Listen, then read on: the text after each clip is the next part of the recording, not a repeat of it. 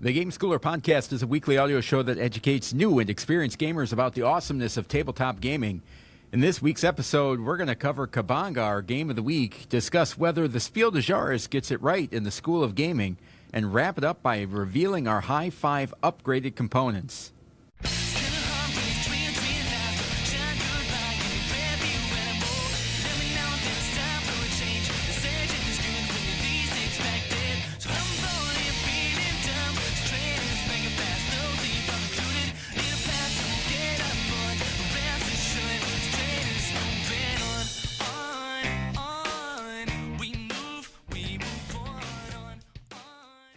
Welcome to the Game Schooler Podcast. I'm your host, Doug Kotecki, along with my co-host, Dr. Michael McCabe. How's it going, Michael? What's going on, Doug? How are you? I am doing pretty good. Fast turnaround this week. We're recording a little bit earlier than usual, but we are ready to have another fantastic, awesome show. I anticipate.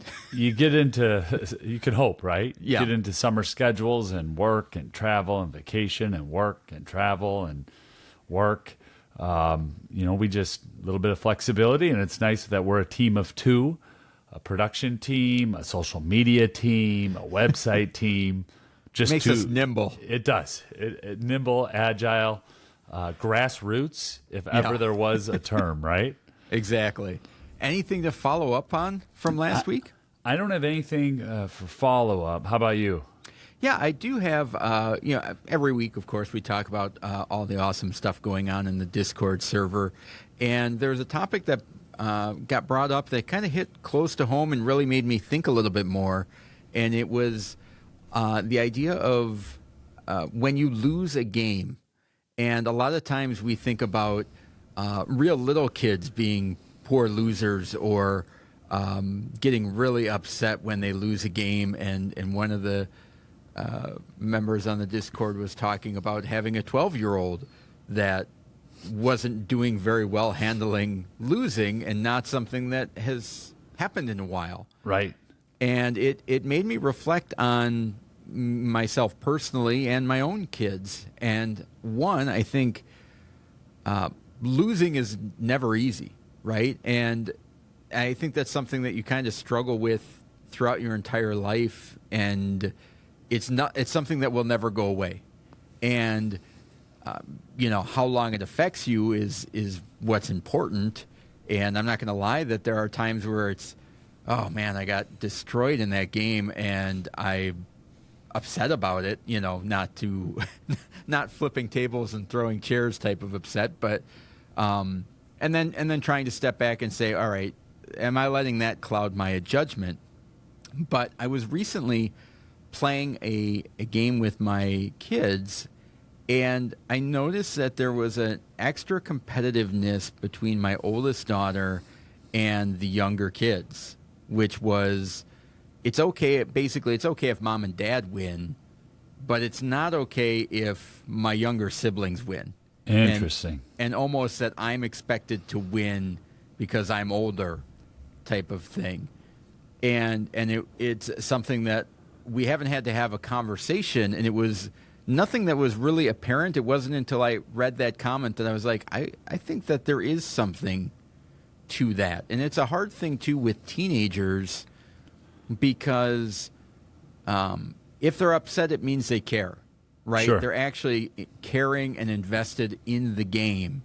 And you don't want them to be apathetic, which is absolutely worse, is just sitting at the table, not caring. All right, let's get through it. Let's do that. So it's like, in one hand, I'm excited that you're invested enough that you care to be upset, but then really stepping back and saying, that's fine to care about it. It's okay to be upset about it, but let's not let it ruin other people's experiences or the rest of our day going forward. The experience of losing a game, and that's where it ties back to you and I, where it's like, okay, I lost a game, was very invested in the game, I wanted to win. Now I have to kind of take that hat off and look at it a critical thing. And do I not like this game because I lost, or because it didn't work for me in whatever way, and trying to overcome that? So the way that we handle and deal and cope with loss, I think, is something that will never go away as a gamer. Well, it's an interesting point that you picked that out of the Discord, because I saw that and candidly, I just skimmed right over it. I think I gave it a thumbs up. I didn't get, but I think what I want to react to what you're saying is there are comments that people will make that hit us and just hit us right where we are at within our own homes or as board gamers.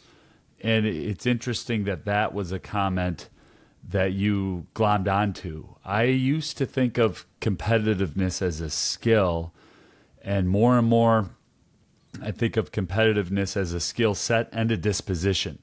So it can change over time, and it can change based on setting and what you're doing.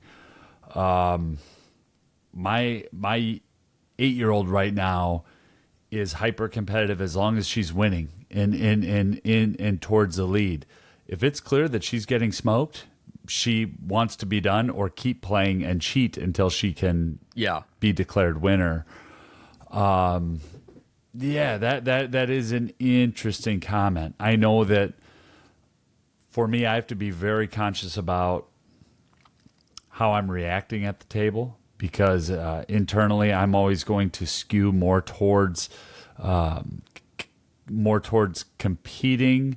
Like if there was a scale and on one end it was leisure and on the other it was competing for the win, I hate to say this, but I will lean towards competing for the win to a fault, to a point where it will truly harm relationships at the table, or people are like, I don't really want to play with that guy. So in board gaming, I'm very aware of my own dispositions and skill set. And you're right. There is a mindset of, and it's kind of a dual-edged sword of, I want you to be competitive, care about it enough to be competitive, but not care about it so much that you're ruining the mood of the rest of the table. Yeah, right? So and it's the great experience. that you're invested. It's great that you're engaged. But what is our why? Why are we at the table playing games? We're at the table to have fun together as a family. Yeah. We're at the table to have fun together as a group of friends who get together once a week or once every other week. And board games in that way have made me a healthier, more well-rounded human. Because in so many other phases in life, it's, what is my why? My why is to dominate. My why is to be the best. My why is to get better every single day. There's nothing better than getting better. And what I love about the number of board games and the number of titles and the number of experiences and the number of game groups is you get to approach it in a very different way. So it's kind of a two-part reaction. One is as an individual gamer, and then the other is as someone who leads a family through gaming or leads with a family in those gaming experiences. And you see it in your kids, and it changes over time. It really does. So basically what Michael's saying is all of his kids are going to be competitive animals that just will destroy you. No, the opposite. Because everybody's different. Just because I'm that way doesn't mean anyone else in my house is that way. And that's where the dynamics really do change over time as those young kiddos start to grow into teenagers, and as the teenagers no longer have siblings that are toddlers, but those siblings are now able to read and decode information on their own, and they don't have to pair up with their parents, and now they're a little bit dangerous because they are competitors in the game. So all those things shift and change, and it's interesting.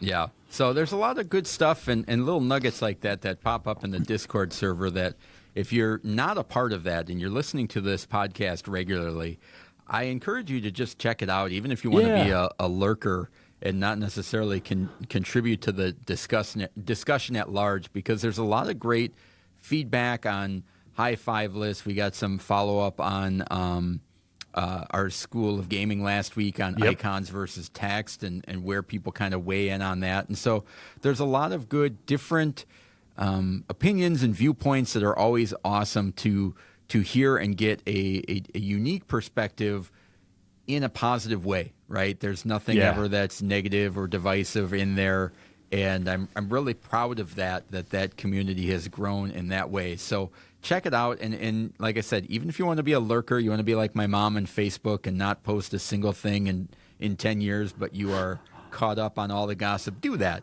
Join the Discord. We'll do that. accept you.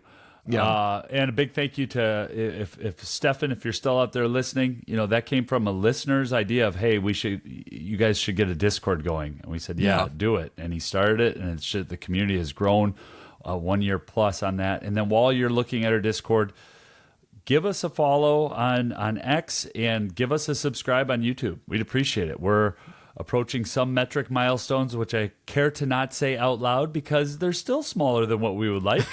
but we're adding some people there too, and it's good to see. So we either way, thank you for being with us this week, and let's talk about what's awesome with gaming and games we've played, huh? Yeah. How about you? Go ahead. Yeah, last night we actually had a really interesting experience. Our 8-year-old said, I want to play Wordle. And so we played the Hasbro New York Times game Wordle, a mass market game, which is rated at a whopping 5.2 on Board Game Geek. That's out of 6, right? Now that is out of 10. Okay. That's one of the second or third lowest reviewed games we've ever discussed in our 179 episodes. And I liked it. And my wife and I, she thought it was okay too. It's staying in our house. And so the game is rated 14 plus, but our 8-year-old was able to play it independently. And if you know what Wordle is in the New York Times games, you know what this game is. One person is giving the clue, and they write down a 5-letter word on this little placard of a board, and the other two are guessing the 5-letter word. And if they get a correct letter but in an incorrect place, they get a yellow little tile. And if they get a correct letter in the correct place, they get a green tile. And you get 5 or 6 chances to get it. And then once you get the word right, low score wins. So if I get it in 4 rounds, but my 8-year-old gets it in 3, her score gets recorded as a 3, my score gets recorded as a 4. Everybody gets 1 chance at being the word giver, and that's it. That's the game. So it's 15 minutes. It's not one I'm going to play with my game group, or I'd go to Letter Jam, I'd go to some other word games. But if you got people who aren't playing board games, and it's it was a fun little game. Cool. Yeah. That's. And certainly for our listeners, it may not work. And I know, this is a board game podcast, so I get it. There's 30 other word games you want to play. I want to play Trap Words. I want to play Fiction. I want to play Letter Jam. I get it. And some of those are behind me here. But just for opening it up, how's it work? Oh, I've played Wordle. Okay, we can play this. It was a fun time, and I couldn't believe. Oh my goodness, that's where you get into some of the Board Game Geek comments. Well, why is this a game? The quality, this, that, the other thing. It's like, oh, come on, guys. It's a $10, $12 game. And the non-gamers that you can bring to the table with. Yeah. It's like, I play Wordle every morning. That's part of my daily wake-up routine.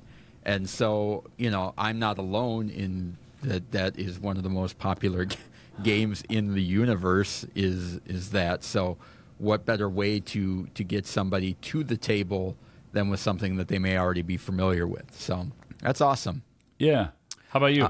Well, I got a chance to, and it's one that my daughter keeps pulling out, and I have the older version, but I wanted to bring it up because there was, it just recently got reprinted. It used to be by Yellow, is the version that I have, but the publisher is Scorpion Masqué, so now it comes out through Hachette. But that is a game called Monster Chase.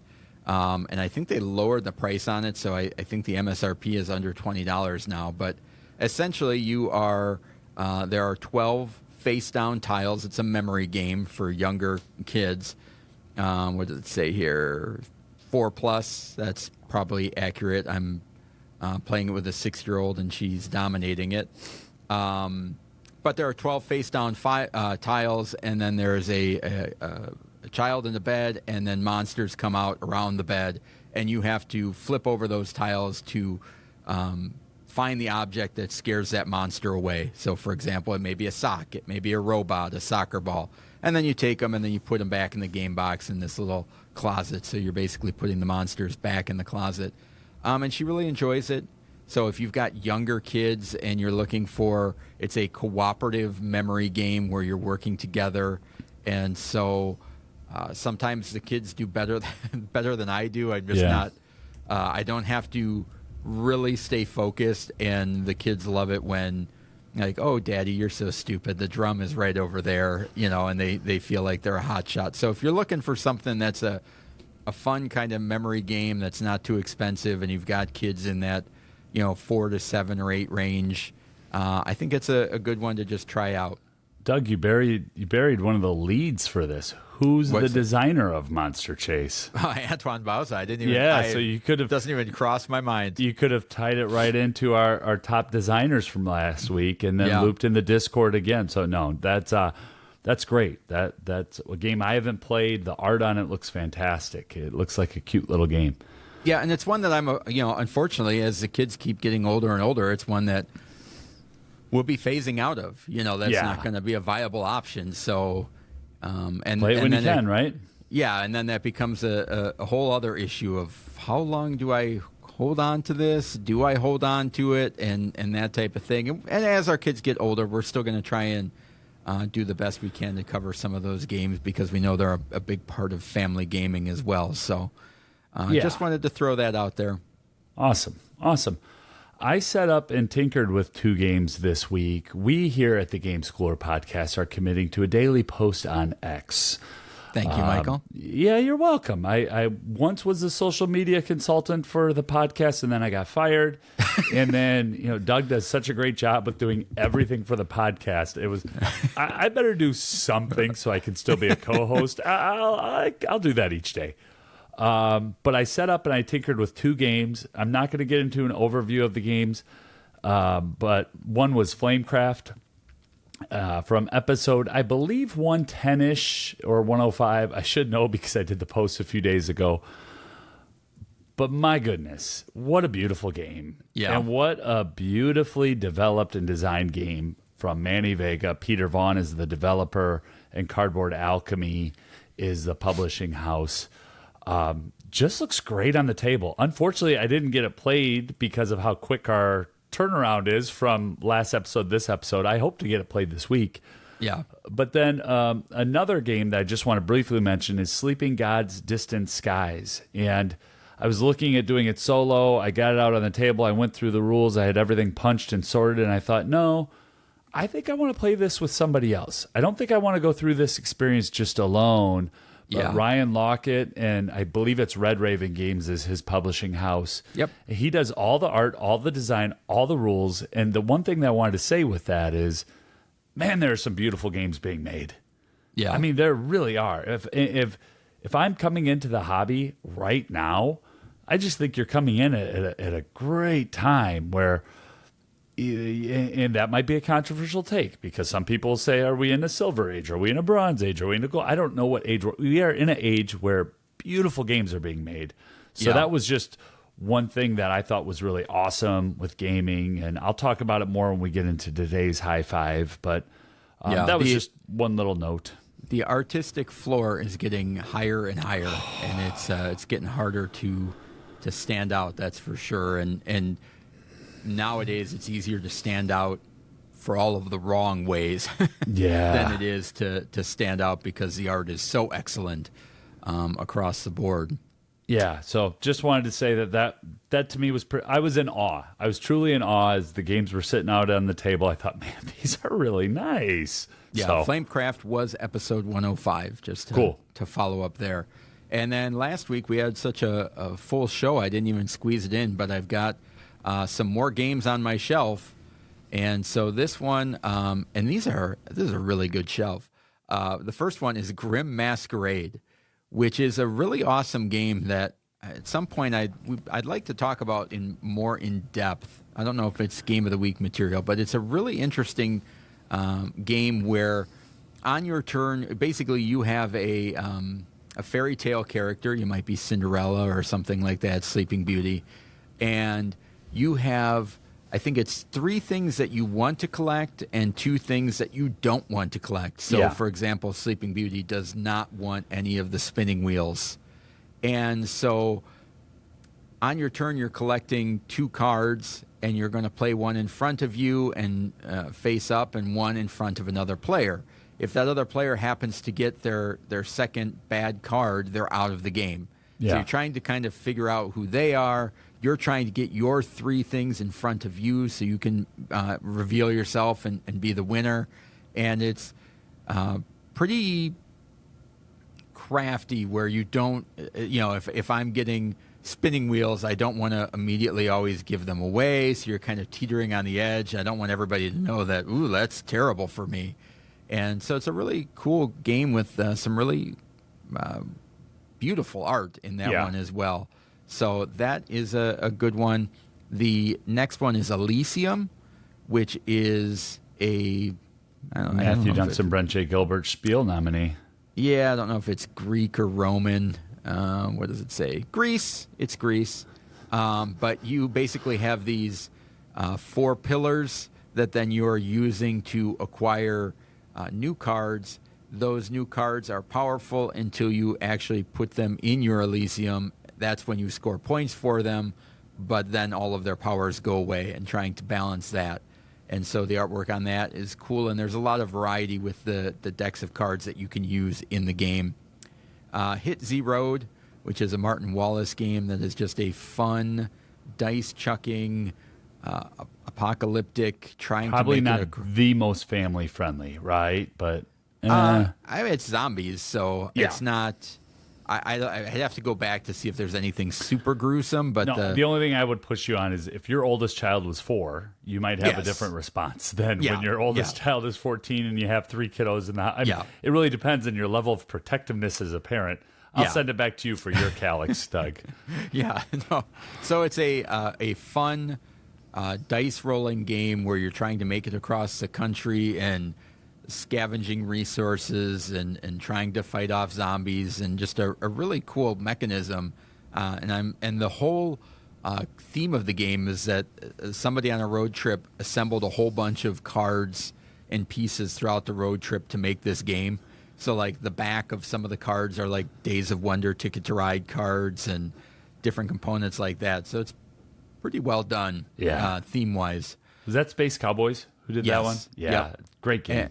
And so we're going into a little Space Cowboys section here. I think, Elysium is Space Cowboys as well.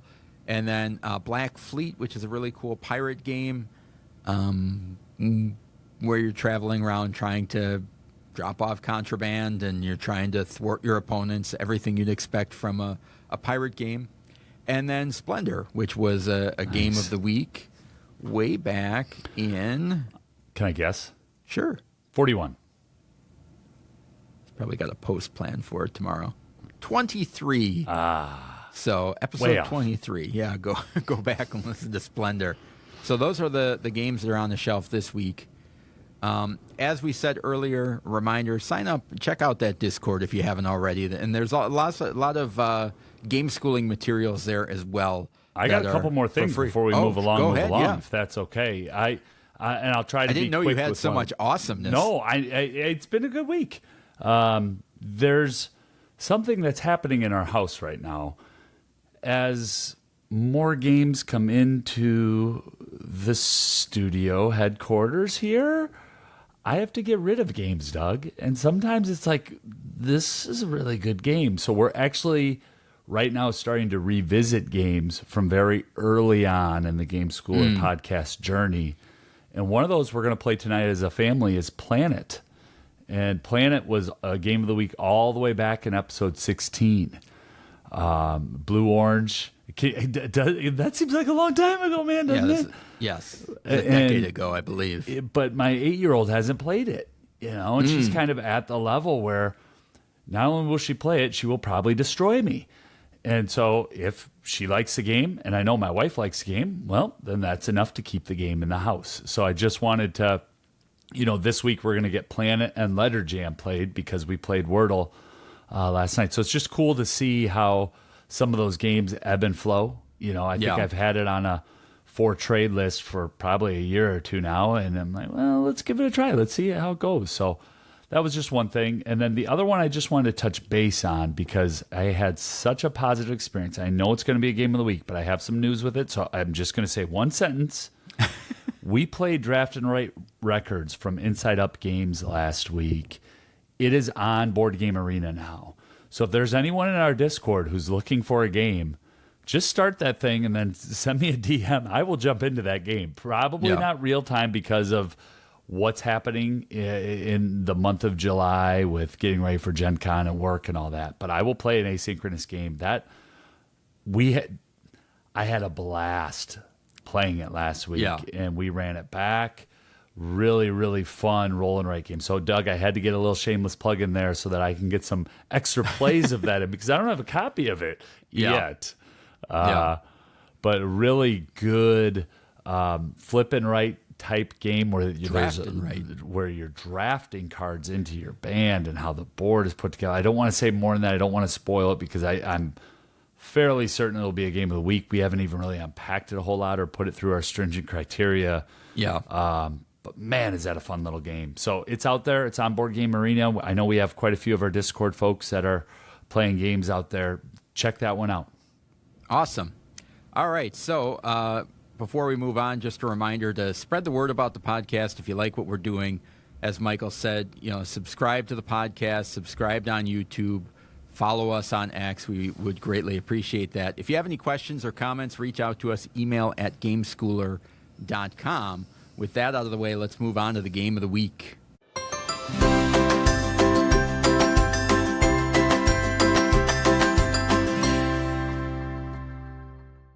The game of the week. The game of the week is an in-depth look at a family-friendly game we think you should try if you get the chance. This week's game is Cabanga by Amigo Games. Doug, give us the stats. All right. Published in 2023 by Amigo Games and releasing this year, right about now, right about Gen Con. It should be widely available 2024 for the North American market. The designer is Michael Modler, and the art is by Creative Bunker. It is for 3 to 6 players. It plays in about 20 minutes, and it has 8+ on the box, and I think I would probably agree with 8+ on there. Like any game that we talk about, that's going to be the floor. Certainly there's going to be more strategy and things like that the older that you are getting there, but the older you get. But an 8-year-old will be able to handle the mechanisms of this game, and it will fall firmly in a family game category for us. In Cabanga, players try to get rid of their hand of cards as quickly as possible, but ideally without picking up penalties along the way. There is a row of 4 suits. There are 4 suits in the game and 8 starting cards. And those number cards are going to go on either side of the suit marker, which looks like this. It's a different color. There's purple, blue, and red. So those markers are going to go, these sample numbers are going to go, starting numbers are going to go on either side of each suit type. Then you're going to get a hand of 8 cards, and the rounds begin. Players then take turns placing 1 card next to the matching row card in the middle, ideally with as small of a difference as possible between the card that they're putting it on top of and the one that is on the other side of the row card, to narrow that gap, because the larger the number gap, the greater the chance that the other players will call out Cabanga. Cabanga! Exactly, just like that, and throw cards with the values between the 2 numbers to the active player. Those thrown cards are discarded, but then that player needs to add the same number of cards from the draw deck as a penalty. So, if I put down there's a 1 and a 5, and I decide to put a 4 on top of the 5, so now that makes it a 1 and a 4, and Michael happens to have the 2 and the 3 of that suit, he's going to yell Cabanga. He's going to throw those 2 cards out, and I'm going to be drawing 2 cards off the top of the deck to increase my hand size. When a player has no more cards in hand, the round ends and all players count the points on their cards. Similar to a game like Take 5, there are little diamonds on each card. So, for example, this 11 here has 3 diamonds. A 16 has 1 diamond. A 1 has 1 diamond. So you want to avoid collecting diamonds. So you're going to count those diamonds as points. And as soon as a player has collected 18 points, the game is going to end, and the player with the fewest points wins. That is how you play Cabanga. It is one of the things that I like about it is that it is simple to set up. simple to teach, and you just start playing. And it is one of those games that you play it, and then everybody says, let's do that again. Yep. And then you play it, and everybody says, let's do that again. And it is a fun game. The more you play it, the more you kind of realize when I may want to get rid of cards, how to hold on to them, and basically strategize when the best time to play certain cards are, so you don't get caught at the end. Because a lot of times, there's a lot of easy decisions to make at the beginning of the game, but you don't want to be in a situation where your last 2 cards have a gigantic gap in between them. Well, so and trying to hedge your bets. Yeah, you could be holding on to 2 cards forever. You might go and throw a card down, and then you're always picking up another one. You might go and throw a card. So I love that tension of when you're thinking, I'm going to be out, or, okay, I'm down to 2 cards. What do you mean I have 4 cards in my hand? Yeah. And so there's that that instance as a gamer where you think you're getting a reward and all of a sudden you're penalized, but then it's right back to you. The turns are so fast, right? Yeah. It's right back to you with thinking, well, how am I going to get rid of these cards? So even though I might get penalized, I don't have a whole lot of time to pout because I have to watch what card you are playing down and what card the next player is playing down so that I can try to get rid of some of the cards I just picked up in a penalty. Yeah, the tension throughout this game is a really cool tension, which is, okay, I think I have an idea of which card I want to play. So now I'm watching it go around the table, and I hope nobody throws that column off or that row off too much. So if people start playing it, then now my card is useless. So you're kind of waiting there. And then there's this funny thing that happens where you get stuck and you're like, I'm going to put this card down, and you assume it's going to be flooded. And sure, because there's like a range of 7. Yeah, and you're thinking, I'm about to get crushed. And nobody throws anything. And you're like, what? How is it even possible? I was dreading that the whole time. And then you put one down that's got a gap of 3, and 2 cards are coming your way. And you're like, are you kidding me? Everybody had those cards. And even taking the idea of taking penalties and getting those early where you're getting more cards, sometimes having more cards makes you more flexible to be able to weasel in there and do that Cabanga when other players are putting down smaller ranges, and so that flexibility can be nice as well. So that tension while the game is going on, I can't really quite think of another game that feels like that. Well, we in our house, and I think it's because we've played so much of it, we get a similar. It's at a lower intensity, but a similar feeling in Llama. So I feel like this is Llama, but multiplied with just that sense of, I got away with it. I was really able to play that card, and just the game kept moving. I didn't get penalized there. And also Llama is, Dr. Reiner Knizia game, published by Amigo. The end game for Cabanga is the first person that has 18 points.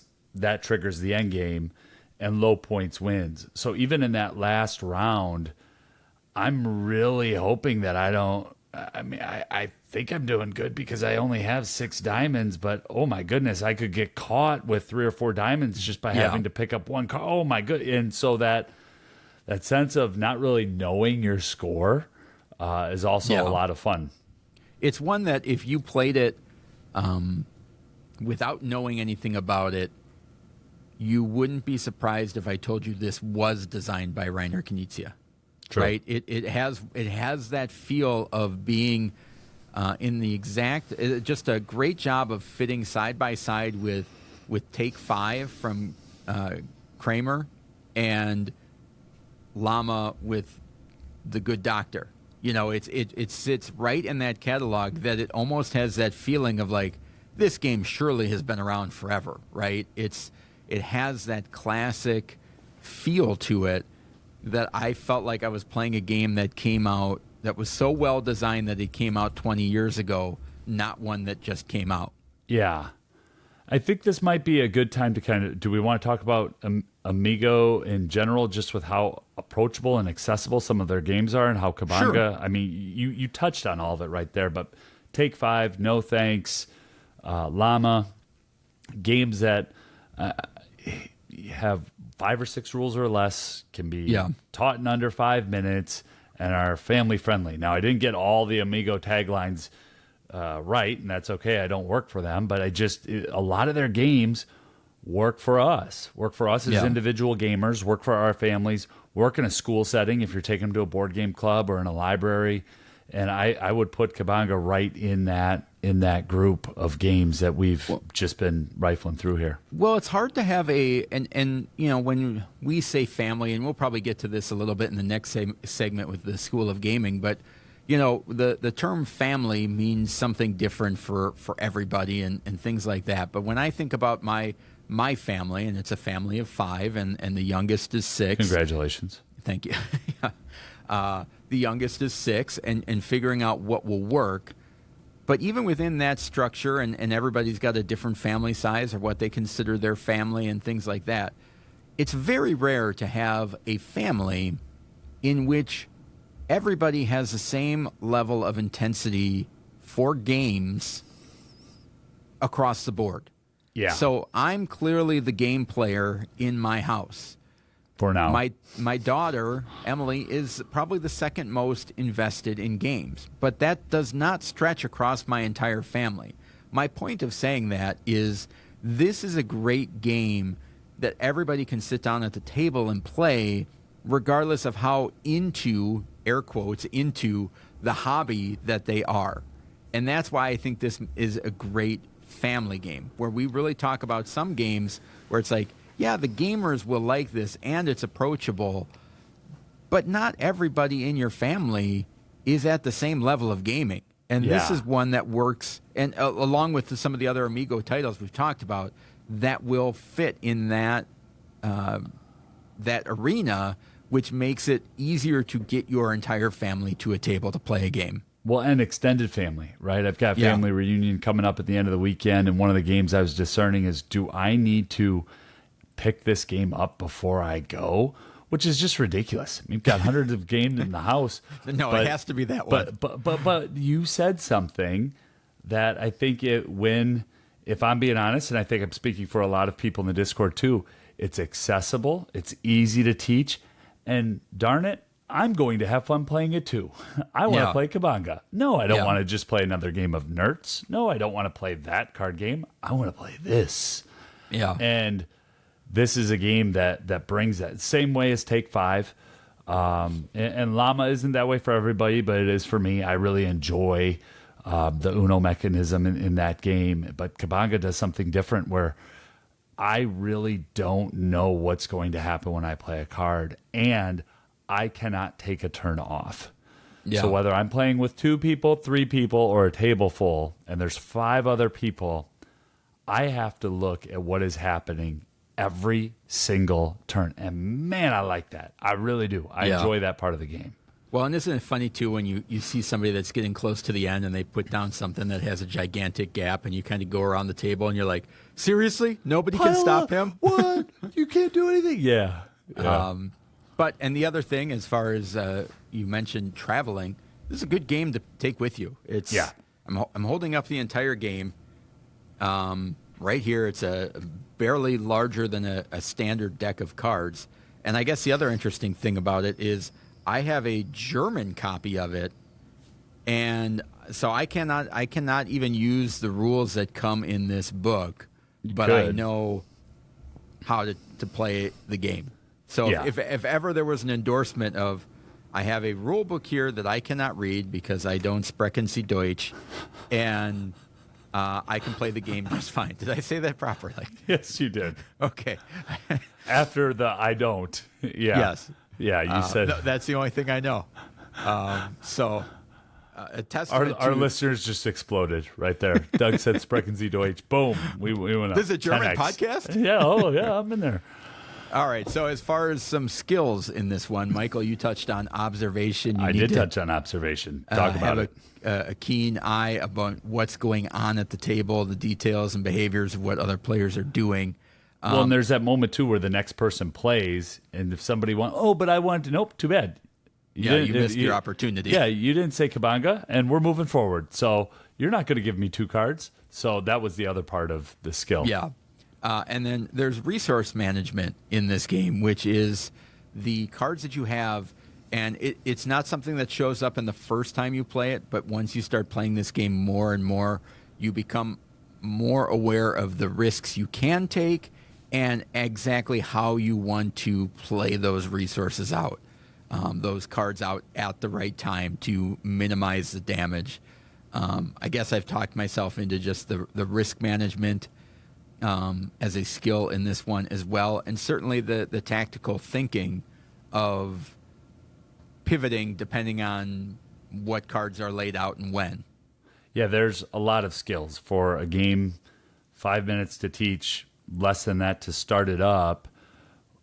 I have competition as well, and that's a game that develops healthy competitive habits as two or more parties compete for a goal or reward that isn't shared. And Doug's mentioned repeated plays a few times.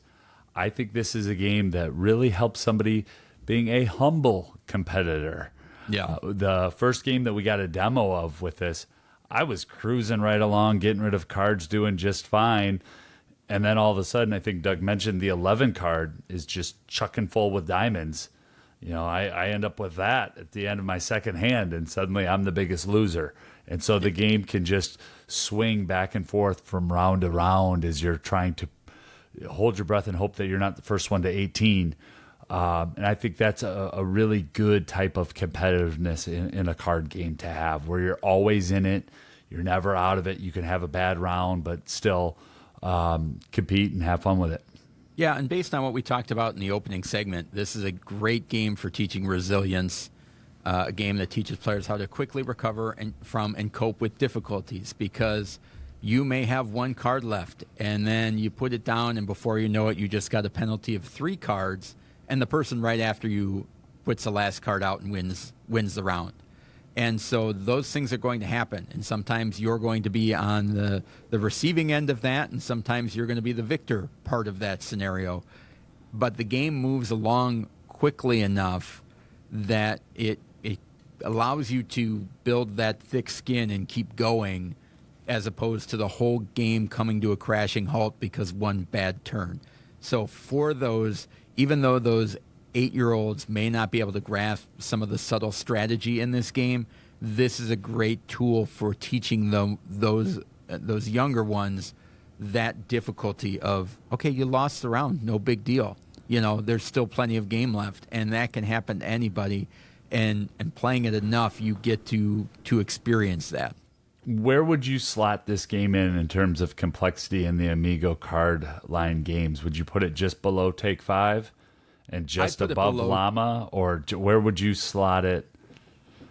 Probably right between those two. Yeah, above Llama, below. I would go Llama, Cabanga, no thanks, Take That, probably. Take 5. Yeah. Or what did I say? Take That. Take That. Yep. And Take 5. And then Pick a Pepper would be. I put that. I don't know if they classify that in strategy or card games, but the Pick a Pepper or Shao Sharf would be above, even at the high end for me. So that's interesting. Yeah, and certainly if you like Llama, this would be a great next step or companion piece if that's a game that your family really enjoys. Or even Take 5. I mean, really, yeah. All right, anything else on that one? No, great game. Glad we got to tell the story of it, and I know it's just coming here to the United States now, so give that one a try. Yep, so that is Cabanga from Amigo Games. Now let's move on to the School of Gaming.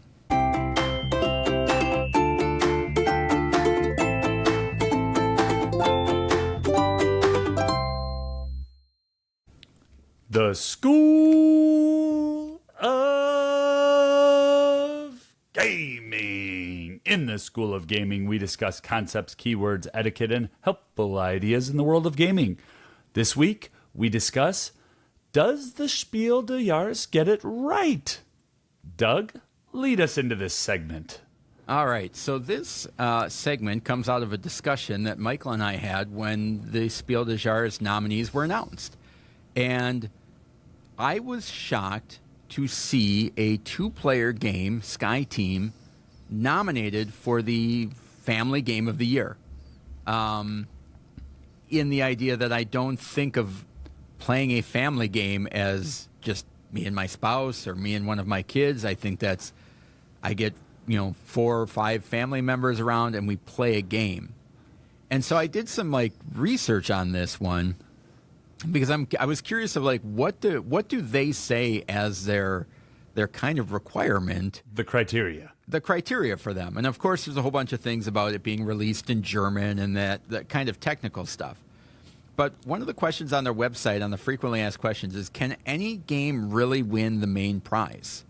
And they said yes, if the quality of the game corresponds to the target group of the award, i.e. family and friends in a broad sense. And so there they are highlighting that the Spiel des Jahres is a family and friends game. And looking over the past nominations through the years, they would seem to line up with that, certainly in a lot of cases. And when the co-nominee with a game like Sky Team, and this discussion has nothing to do with how good or whether Sky Team deserves to be on the list, or it's not. This is not a discussion about the quality of Sky Team. I'd want to get that right out of the gate.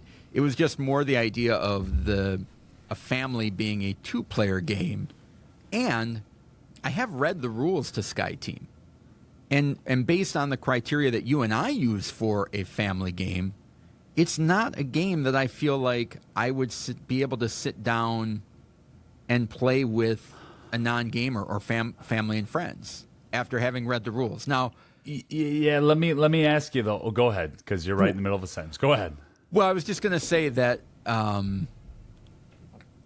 in practice and playing it, maybe I'm not being fair to it, but it seemed like there was quite a bit going on and understanding in what makes that game up. Yeah, and when you have a category that is the Kenner Spiel des Jahres, which was first rewarded in 2011, that expands the Spiel des Jahres to recognize a connoisseur or expert game of the year, I just wonder if there's a blur in this one. Yeah, I think though you have played In the Footsteps of Darwin, correct? Yes. Is that a family game? I think or is that a light hobby game? That is close. I Okay, would say and that's where I would put Sky Team.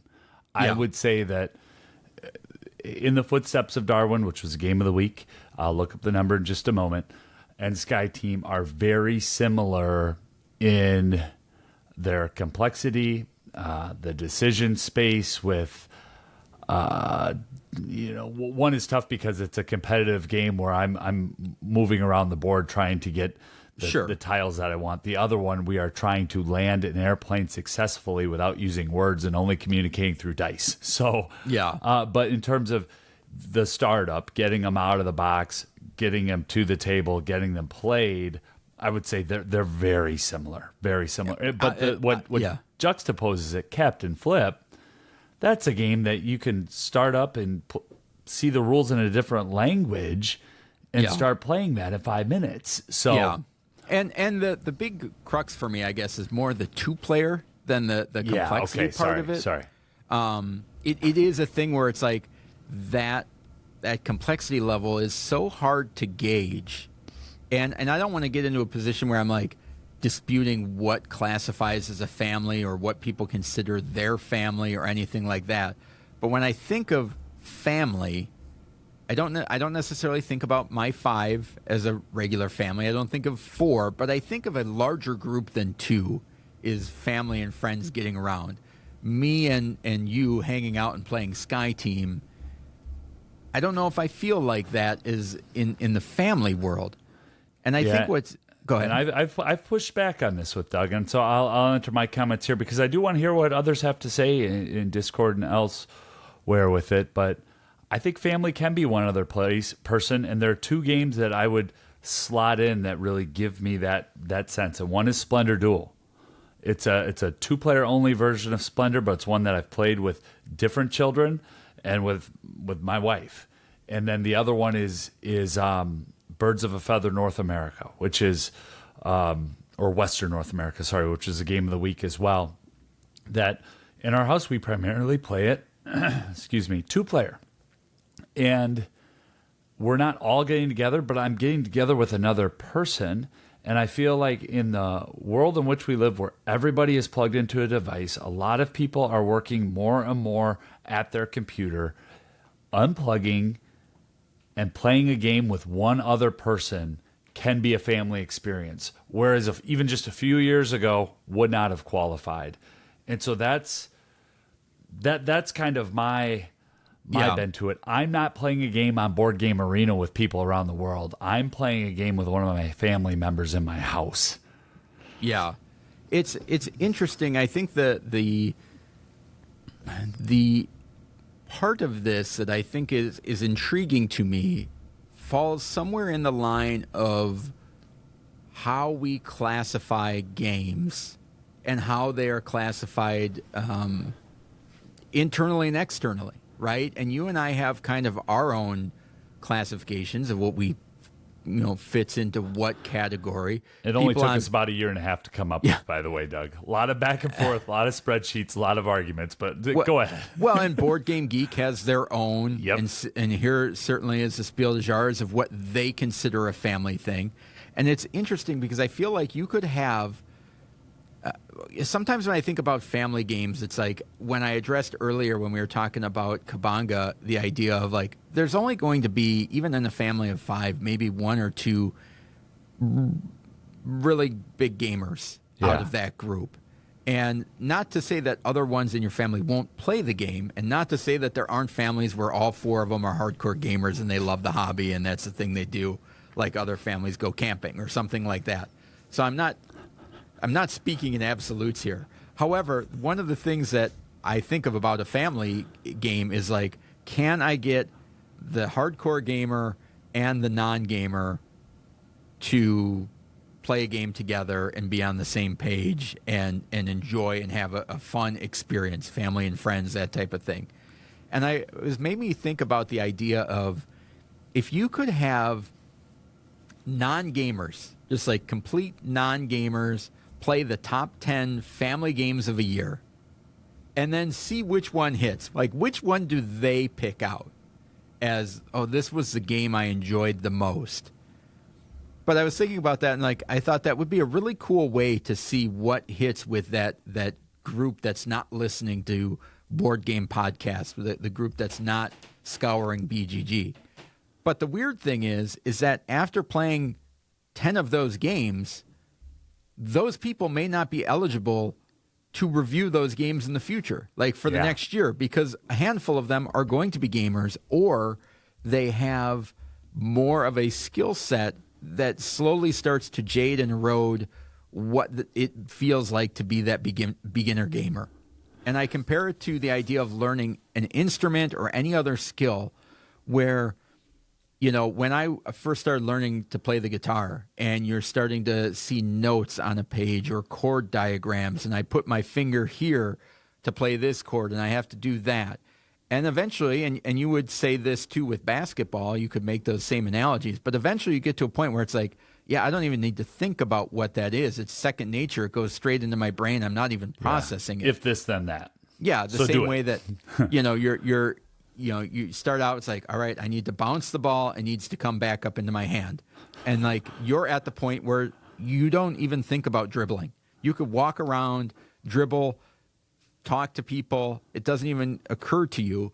And I think sometimes we discredit the amount of experience that we pick up as gamers every time we play a game, and then discredit how much effort that hurdle is to learn a game because we have that experience and those skills. And to kind of tie it back to the Spiel des Jahres is, I don't know that there is a good way to figure out what a family game is or what fits that right weight level, because once you're in the hobby, you slowly start losing that ability to see what the hurdles are. The one thing that I just wonder, though, Doug, is that our American perspective? And just bear with me for one moment on this. A year ago, when Dorf Romantic was announced, and a lot of the gaming community, as winning the Spiel, a lot of the gaming community is like, how's that possible? Raw! And there was an uproar about it. Yeah. And you and I picked up a copy of it at Gen Con and played it over a few months. And that was a game of the week, and it became very clear for us as to why it won the Spiel. And what's changed for me from the announcement last year to the announcement this year, we had a German exchange student that lived with us in the fall for just a couple weeks. But this time around, when the awards were announced, we're talking about a family game. I'm thinking this is a German game, a German award, And so that's one of the things of like, I don't know what's happening in Germany in the board gaming industry right now, like I do in the Midwestern United States, And so some of my reaction to the award this year and the nominees were very different. Where I think a year ago, I probably would have had a very similar, you can't have a 2-player game as a family award, but if your family is playing games, then maybe that is a Game of the Year nominee. And I guess maybe some of it is my own connotation of through the years of when I look at what the family games have been, or the Spiel des Jahres games, and I think of like the Ticket to Rides and the things like that. I guess I've always, and it could be my own personal bias of what I've assumed that the Spiel des Jahres was like that game that would sit on a shelf at Target that people would pick up and they're going to play. And maybe that's a wrong assumption on me, but the track record of the games that have come out where it's like, I could see how Spiel, Dorf Romantic would fit perfectly in through that lens. And certainly Captain Flip, and I think in the footsteps of Darwin do as well. And I don't know enough about the complexity or the gameplay of Sky Team, but then that idea of like just picking up a game for me and my friend to play, or my kid, is probably more on me, of where it's like I'm fortunate and lucky enough that I have. I come from a family of 5. I have a family of 5. You have a family of 5, and I just tend to relate to that being, the norm. Each of my brothers both have families of 5. So it's that type of a thing where it's like, well, that's a family. And maybe it's my own naivety of just saying, well, it's a 2-player thing and counting out like, it's a husband and wife. It's a dad and a daughter. And maybe they're the only ones in their house that play games. But it just kind of took me aback in the same way that you said, like 2 years ago, you would have been like, what? That's preposterous. And now as the world changes and things get different, maybe it's not, and I'll be curious to see who ends up winning based on that. Yeah. The last thing that I want to say about does the Spiel get it right? I think for us, what it does and by us, I'm talking specifically about Doug and I. Okay. Let me just not, it brings some new titles to our attention that we then take the time to do a deep dive on, and one of those is a game called Kazuka from Leo Colvini that was on the recommended list in 2023, published by Pegasus Spiel. We picked up a copy of that at Gen Con and dove in, and we're still one of the few shows that have covered that. Yeah. And that, to me, is kind of a hidden gem that I likely would not have stumbled into had it not been nominated, or not, it was on the recommended list. So below the nominations, they have a recommended list. And so just wrapping up, like, does the Spiel get it right? I think they get a lot of those right. Yeah. The recommendations for this year, I mean, Trekking Through History by Charlie Bink and Underdog Games is obviously, a game of the week that we've had here. And so then it just kind of shows, well, what are some of those games that we need to look at? So, well, and I think the big takeaway is, for me, is based on what we have done and watching what they have done over 40 years of picking games out, how hard it is to classify and lump games into groups of what will work for broad ranges of people. And the razor thin cutoff line of this is for families, this is for expert gamers is razor thin. Yeah. And trying to classify those and all the unique experiences that have come out through the years, I think they get it right more often than not. Let's put it that way. And I got to give you some credit here. You're right more often than not. Forest Shuffle, which I was arguing is, that's a family delight hobby. that was on the recommended list for the Kenner Spiel, which is Sure. the expert game. Yeah. So it is interesting to see how they break out the games, and it leads Yeah. to good conversation. Yep. So let us know in the Discord what you think of, what gets nominated, what you look for in a Spiel des Jahres, if you think that they get it right most of the time, and any points off of what we've discussed here, we'd love to see it. Let's move on to the high five.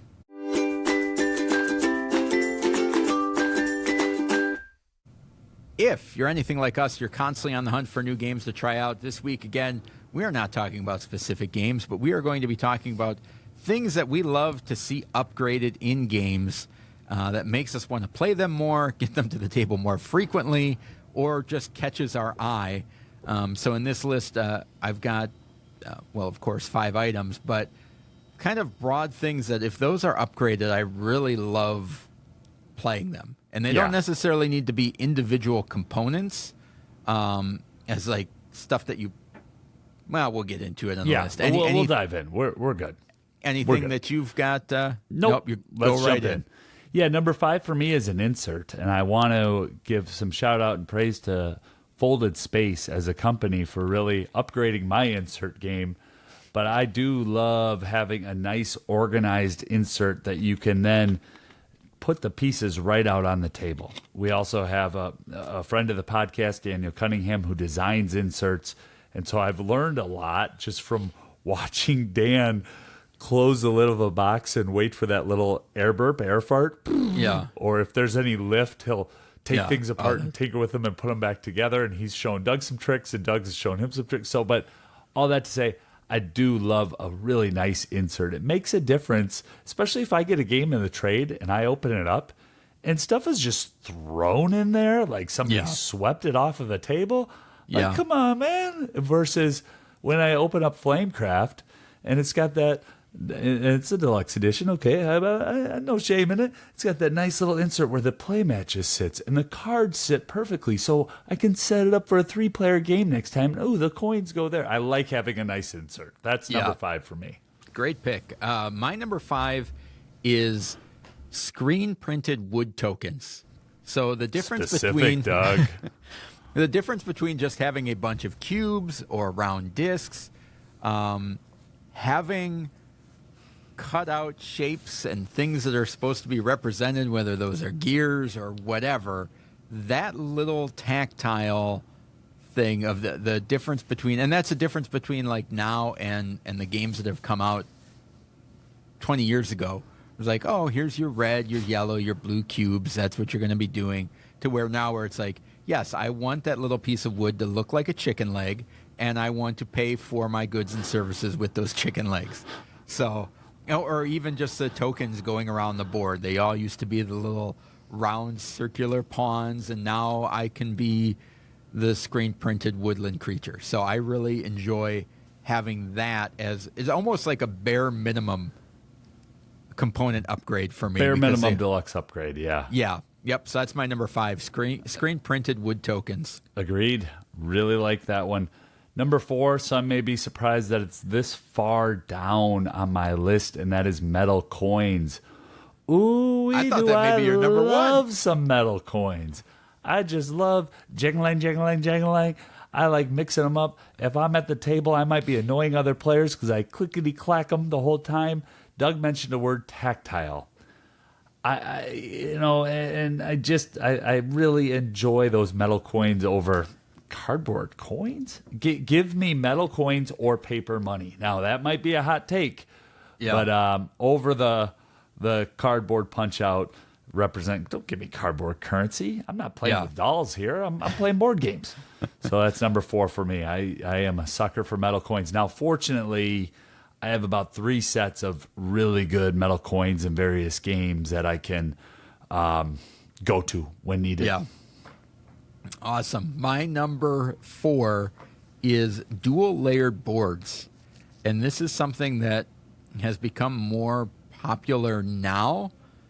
But anybody that's played a game pre-2018 with a player board in front of you that if you sneeze, your entire game is ruined because the pieces are flying all over the table, or or something is half between. It's like, did I have 14 or 15? Because this is precariously on the edge of both. And just Well, the and amount, I'm a fidgeter, so I tend to bump a table, and we've Yeah, had yeah. that happen more than once. Yeah, the table gets bumped. Everybody's game is ruined. What are you doing? I think I had this. I think I had $400 actually. So the difference in gameplay of a game that has a dual layer board and that's upgraded to lock my cube in, or I can move it along a track that it's not going to get jostled when the table bumps, when I accidentally reach across to get something, or I sneeze, or all of the stuff that happens in a game. Dual layer boards are amazing. Yeah, that's a really good one. I don't want to say an equivalent, but I have adjacent to something amazing. It's containers for bits during play. Yeah. And this has been more, I'd say, in the last 6 months for me. I love having not containers that go in the bag, but these they pretty much live on the board. So like, okay, and Game Trays makes some of all different colors. There's all different types of containers out there. You have wooden containers, plastic, whatever you fancy. And that's not something that publishers do. That's more of an addition that I like to make at my table when I'm playing a game. Yeah. Give me some containers for bits during play. If I had unlimited income and resources, I would store them all in the game boxes, but just have a few that live at the table. Yeah. No, that's a great choice. My number 3, you already mentioned, that's metal coins. And I would probably put like a slash on this one, which is also like poker chips. Yeah.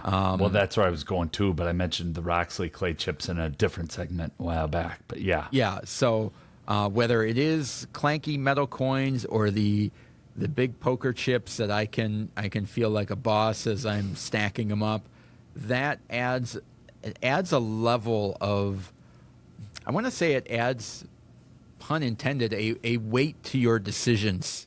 Yeah. To the idea of like, throwing 3 cardboard pieces across the table, not as impactful as I'm throwing down 3 metal coins or poker chips that are going to clank.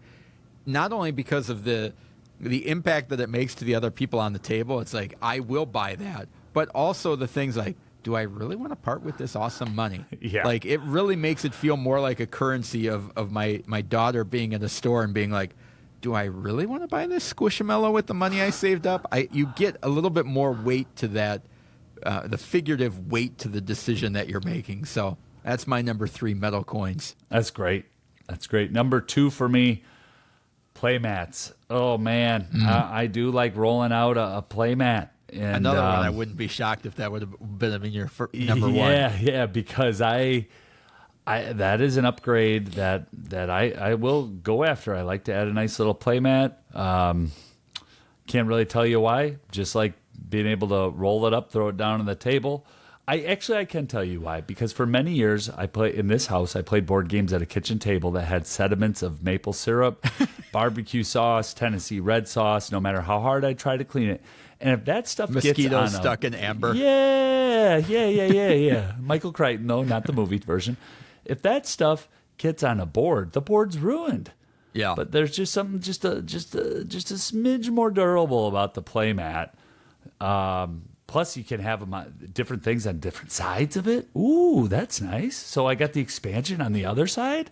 Ooh, that feels deluxe. So yeah, that'd be a good honorable mention for me, but I put it on the caveat of with card games that don't have a structure. Yeah. Right, where you're just laying stuff down on the board and everything needs to be in a specific spot, but there is no spot for it. It's like a playmat, awesome for those type of games. Cool. My number 2 is acrylic tokens.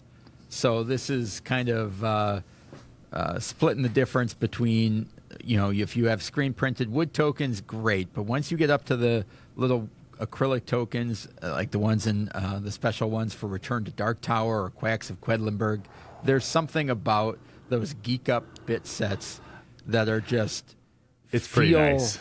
Feel so deluxe and just love playing a game with them. And it sounds terrible to say, but then you go back to cardboard chips and you're like, this is garbage.